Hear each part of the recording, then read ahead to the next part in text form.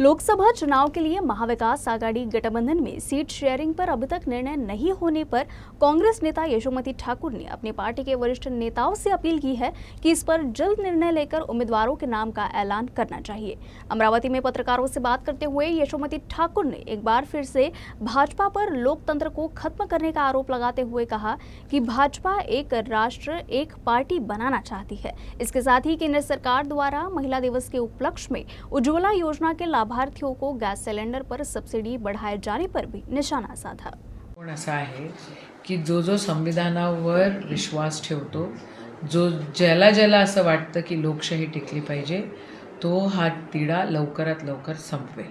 आणि माझी सर्व ज्येष्ठ नेत्यांना विनंती आहे की बाबांनो हे लवकर संपवा आणि लवकर त्या ठिकाणी आपल्या जे काही आहेत तिकिटा किंवा जे काही सीट शेअरिंग आहे ते डिक्लेअर करा, म्हणजे आमच्यासारख्या कार्यकर्त्यांना कामाला लागायला बरं।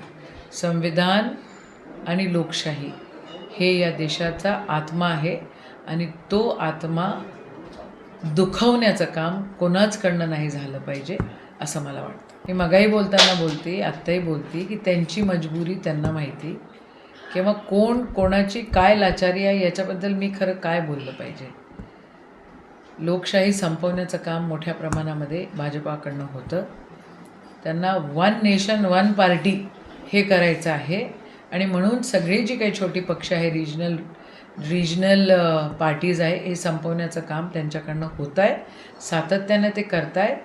ते ब्लॅकमेलिंगद्वारे, सेंट्रल एजन्सीजचा वापर करून किंवा कोणाचं अजून काय असेल त्या अनुषंगानं ते बिलकुल दादागिरी करतायत आणि अरेरावीनं हे लोकशाही संपवण्याचं काम मोठ्या प्रमाणात ते करतायत। चुनावी जुमला है और कुछ नहीं।